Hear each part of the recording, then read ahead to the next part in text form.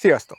A Geekbuying-tól ismételten megkerestek, hogy érdekel engem egy 20 colos kerekű összecsukható e-bike, és mivel még ilyen nem volt a csatornán, így hát mondtam legyen. Úgyhogy ebben a videóban most megnézzük, hogy mit tud ez a Z20 Pro elnevezésű e-bike. Csapjunk is bele!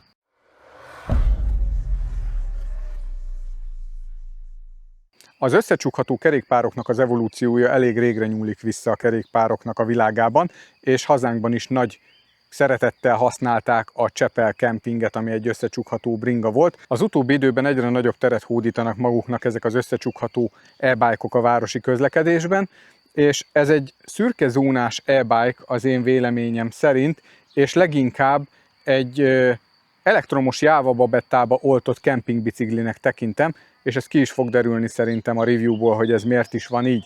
Nos, ez a bringa egy alumínium vázra épült, és itt a vázban helyezkedik el az akkumulátorpak, ami egy 36 voltos 10,4 amperórás akupak. Ennek a töltő csatlakozójához itt férünk hozzá, itt van egy kill switch is, illetve egy USB portot is kapunk, aminek a segítségével telefont, vagy bármit, ami USB-vel tölthető, tudunk tölteni. A bringát ketté nyitva tudunk hozzáférni az akkumulátorpakhoz, és ez kihúzható a vázból.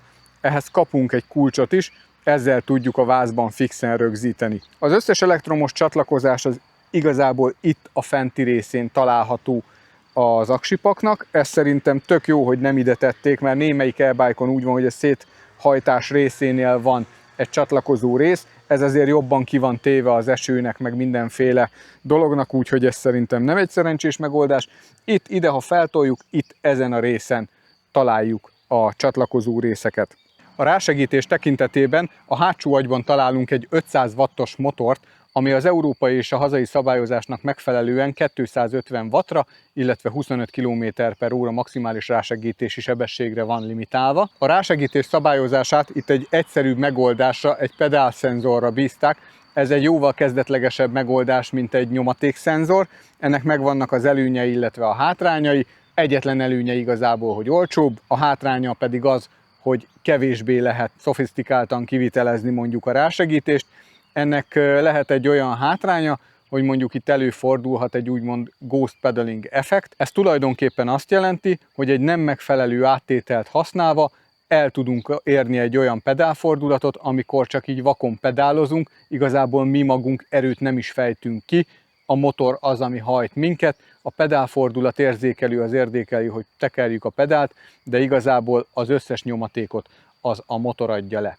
És így a meghajtásnál maradva egy acélhajtókarunk van, illetve egy egyszerű Shimano 7 sebességes váltónk, ami városba egyébként tökéletesen elég. Az áttétel, amit kapunk ehhez a 20 colos kerékhez, illetve ez a 25 km/h tervezett rásegítési küszöbhöz teljesen megfelelő, úgyhogy ezzel nyugodtan lehet karistolni, és mint említettem, számomra ez egy szürke zónás e-bike, és hogy miért is szürke zónás?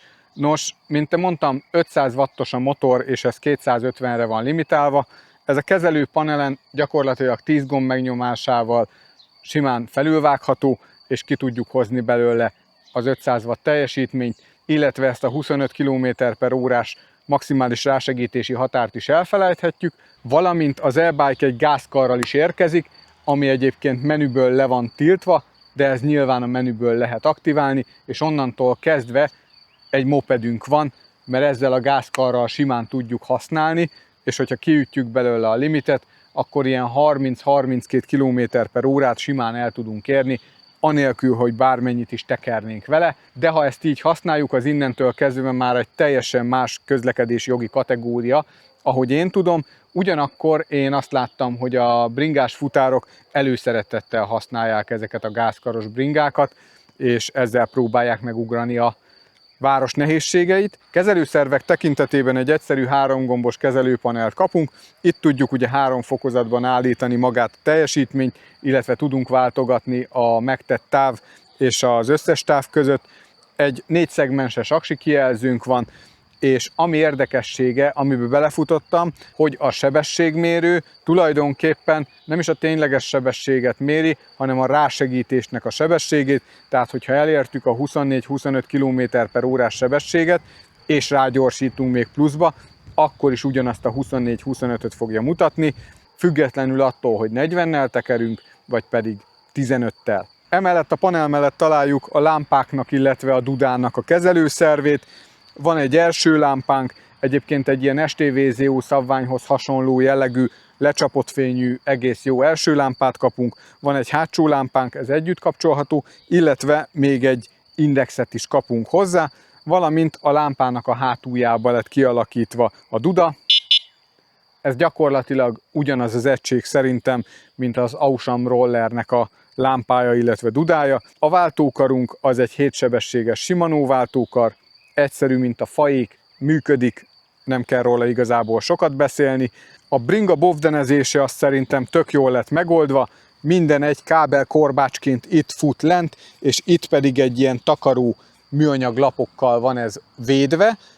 Néhány helyen egyébként kint van a kábel, illetve a bovden. Én erre végig egy egybefüggő műanyag lapot tettem volna.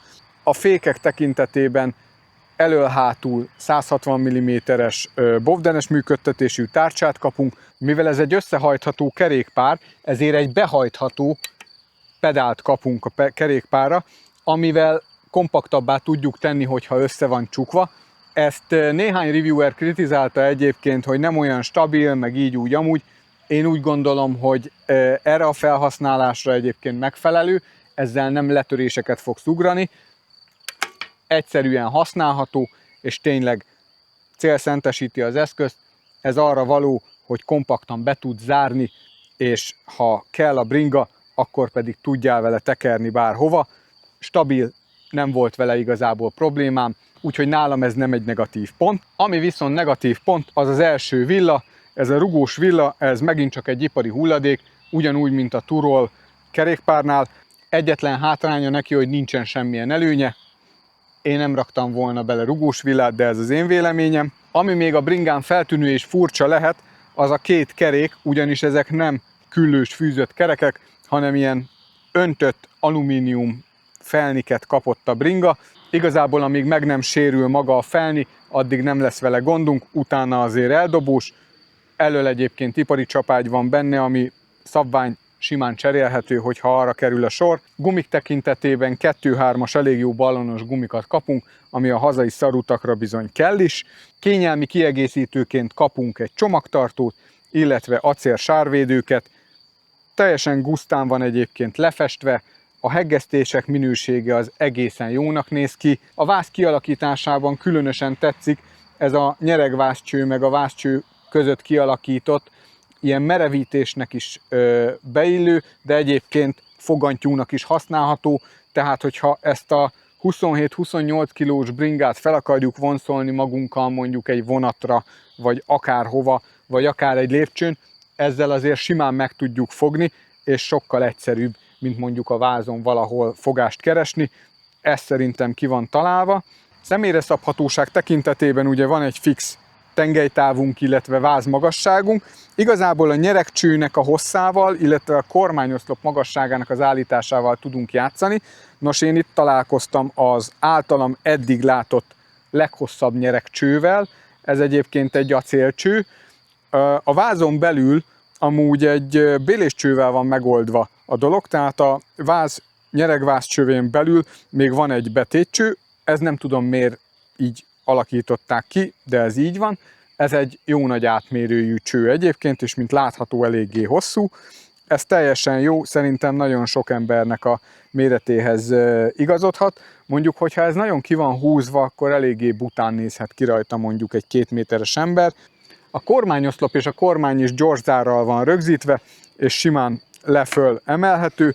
Ez amúgy a szállításnál is fontos szempont lehet, és hogy tudjuk, hogy hova volt beállítva a kormány, még skálát is találunk rajta 1-től 12-ig, illetve 0-tól 12-ig. Magán a kormányszáron is találunk egy gyorszárat, és ezzel gyakorlatilag a kormányt előre-hátra irányba tudjuk forgatni. Ez akkor jöhet jól, hogyha mondjuk családon belül vagy cégen belül mondjuk többféle méretű ember használja a biciklit, és mondjuk valakinek egy alacsonyabb beállítás van, ő neki lehet, hogy másként fog kézre esni a kormány. Ilyenkor, hogyha mondjuk ezt oldjuk, akkor ezt tudjuk forgatni, és eléggé gyorsan, gyakorlatilag egy pillanat alatt személyre lehet szabni, hogy kinek hogy kényelmes. A bringa szállítható állapotba történő összezárása az meglehetősen egyszerű. Be kell hajtanunk a pedálokat. Itt középen van egy biztosítóval védett kar, amit hogyha meghúzunk, akkor így ketté tudjuk nyitni a bringát. És itt a kormányoszlopnál van szintén egy ilyen bajonettzáras retesszel védett karunk, amit hogyha lehajtunk, akkor így szépen be tudjuk hajtani a bringa mellé magát a kormányoszlopot, az ülést, illetve a nyeregcsövet, azt fogjuk és letoljuk. Úgyhogy innentől kezdve ennyi az egész biciklink. Ezt így csomagtartóba be lehet rakni, és akkor lehet vele ingázni. Tárolás szempontjából is jó lehet, hogyha valaki mondjuk kisebb lakásban lakik, nem akarja pincébe letenni, vagy nem akarja a ház előtt hagyni mondjuk az irodánál, vagy a munkahelyén.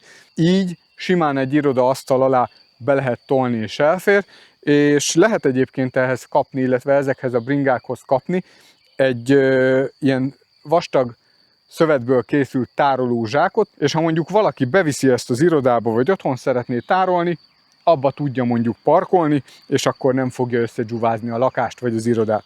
Még így az összecsukás kapcsán azt érdemes megemlítenem, hogy semmilyenféle zármechanizmus nincs, ami ilyen összezárt állapotba tartaná a biciklit, úgyhogy én azt javaslom, hogy van ez a tépőzáras kábelkötegelő, ami méterre kapható, Lidlben is szokott lenni, azzal itt a váznál összerögzítve azért egy biztonságosabban szállítható, illetve egy komfortosabban pakolható dologgá válik ez, de egyáltalán nem élhetetlen a dolog. És mint említettem, ilyen 27-28 kg körül van a súlya, ezt nagyban befolyásolja a rajta lévő alkatrészeknek az alapanyaga.